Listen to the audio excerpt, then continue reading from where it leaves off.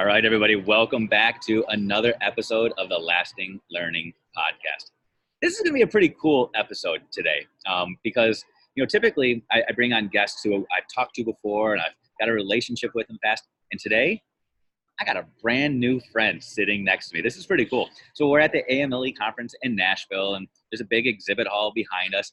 And we actually have one of the exhibitors here today. One of the sponsors, one of the people that are here doing some amazing things, who just latched onto and said, "Hey, let's record a podcast real quick because this is pretty cool stuff that you're doing." And we just thought we would advertise this to all those educators out there in the world and parents or anybody that is listening, because when you hear something that is so good, so powerful, and so needed, you do whatever you can to amplify their voice. So, Kim, thanks for joining us today. Can you just share with the world who you are and what in the world you're doing? Yeah, absolutely. So my name is Kim Karr, and I'm the co-founder of #ICanHelp.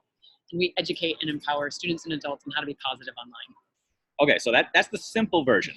Founder of #ICanHelp. So for those of you that are in the Twitterverse, or you hang out online in social media quite often, which is most of you, because most of you logged into this podcast via online, hashtags are free. Anybody can throw a hashtag out there and do whatever they want. You said you're the co-founder of #ICanHelp. Can you talk to us a little bit about what that hashtag actually does? Yeah, absolutely. So when I was a teacher, I was a teacher for middle school for 13 years, and we had an issue where someone created a fake Facebook page of one of my teachers, and it went on for 2 weeks, had 1,000 followers, all kinds of rude comments were going down. And one student finally turned it in. Once we were able to take it down, I asked the students, I'm like, why did this happen? And they're like, oh, we don't really like this teacher. I'm like, well, I don't really like my brother sometimes, like, he's still a human. We got to treat him right. So we had that conversation, like how to handle it. And so then the next year, someone made a fake Instagram page on the exact same teacher. But this time they knew how to report, they knew what to do. And what I got was that students were feeling like they were alone, and they didn't want to be the only one who did it, reported it. So we started using the hashtag, just basically, it's kind of like a Batman signal, like, hey, I'm here, I'm a savage, I'm here to help. Wow, so you see something online where it's perceived as bullying or harassment, and people literally just throw the hashtag out, #ICanHelp. Yeah, and it's mainly, I can't see it especially if you're on a private. I'm not really searching the hashtag #ICanHelp. So a lot of students now, they notice to DM us or to tag us when they see something like that. Absolutely. But yeah, the #ICanHelp is just to remind your friends, like, hey, this isn't cool. Okay. And then once doing that, then they kind of know it's a reminder, and then they're taking it down. When you say they're taking it down, so the students are. Okay, so they see there's this thing that goes out to the world, and somebody is just being completely persecuted, unfairly, unjustly, and people go out there and they start to advocate for the positive, to say, this isn't cool, we're noticing what you're doing.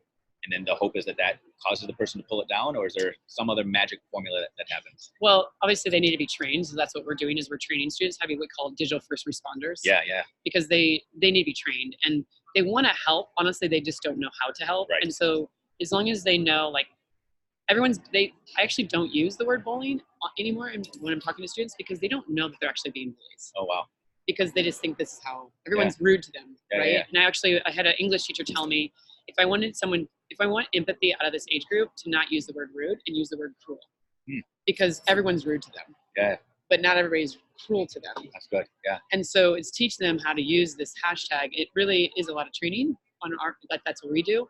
But it's just teaching them that, yes, if you're being a jerk online. You can say it. That's okay. Right? If you're being a jerk online, like, as a friend, I'm reminding you, like, hey, this isn't cool. Yeah. And I don't have to use the #ICanHelp. That's just kind of our way of doing it. And so students are doing it if they've been trained. But I'm just even seeing it where people who aren't never been to an ICanHelp presentation, the students are actually getting on there, and they're actually ones even calling adults out that they're not using social media correctly. No, that never happens. Adults are totally cool. Totally. Adults don't use Twitter to bash other teachers or other educators or their boss or parents. It doesn't happen. So I'm glad that you focused on the niche where this is the problem with kids. Right. Right. Yeah. No, that's sarcasm for those of you that are listening. You couldn't see me rolling my eyes. So this reminds me of 10 years ago, we had the idea of upstanders. So when I'll use the term that you don't use, bullying. Yeah. When bullying has happened, we were training kids not to just be bystanders and just to watch it happen, to be upstanders and to step in and advocate. So you're basically taking that same mindset online, which I think is so cool, because I think the extent of training for kids has been, when somebody's mean to you, you either fight back with your words or you simply block and unfriend.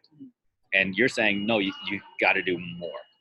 Yeah. And it, sometimes it's not more, it's just doing something simple. Yeah. Right. So I get it. Like a lot of students, they don't want to take a screenshot because if I take a screenshot off your Snapchat, it's going to notify you that I took a screenshot. Yeah. And so that's uncomfortable for a lot of them. But Right. now we're teaching them, like, all I have to do is take my phone, go over somebody else's phone and take a picture or a video, and now I have it without notifying you.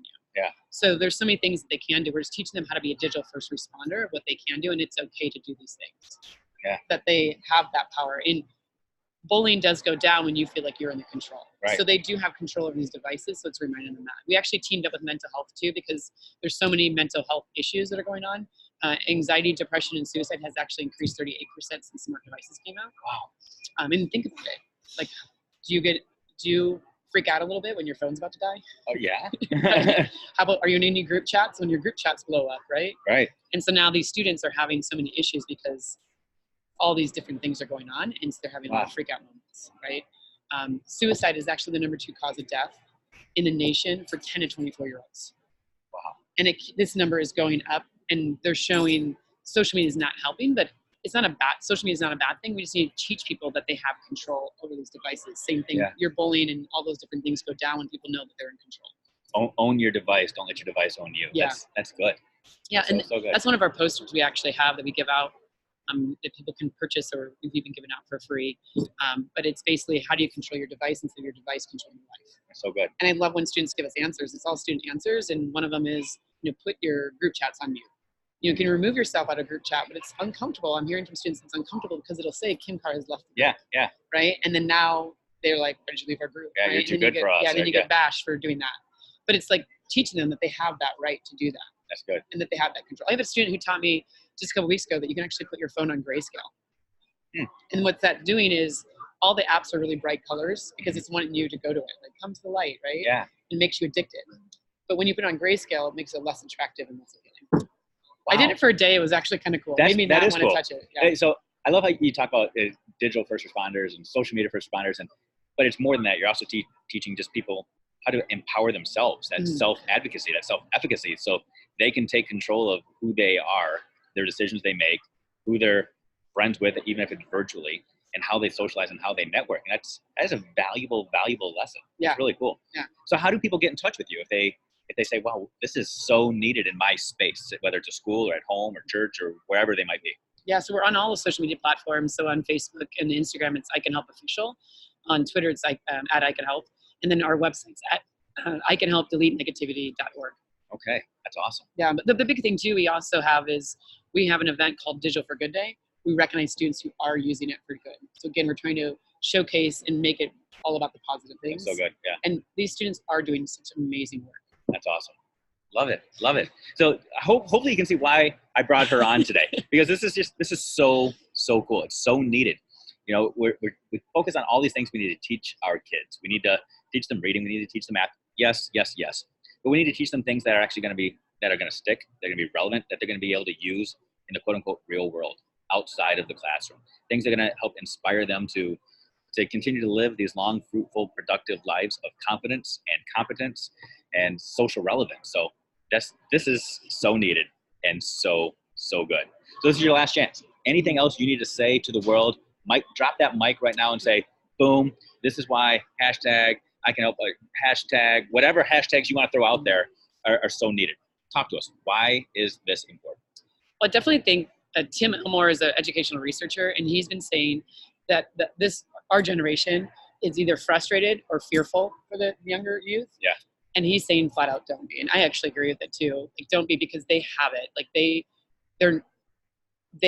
this technology is an amazing world. We're just on a new map, and we're trying to figure this out. Yeah. And they're doing I'm so inspired by students. Like, they're doing so many cool things that I want to be able to blow your mind on what they're doing. Like a girl named, one of our winners this year, she created Project Woke Women of Color because she's from Ghana. She felt like she was alone. And so you come to her Instagram site and she's showing you what other women of color are doing.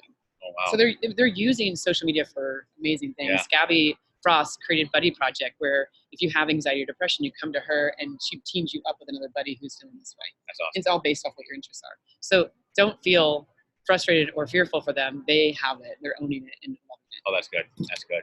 And they can help. And they are helping. Kids are amazing. When we recognize the amazing that kids are doing, we'll start to believe it too. And we can allow those kids to teach us how to make this world a better place. I love so much of what you're doing. I love the message that you are sending. And I hope that listeners out there will connect with you, connect with your cause, and just connect with kids and truly believe that they're going to leave this world better than how we created it for them. So keep doing what you're doing, keep inspiring, and keep connecting with all these amazing people today. Yeah, rock on. Thank you. Awesome. Thank you.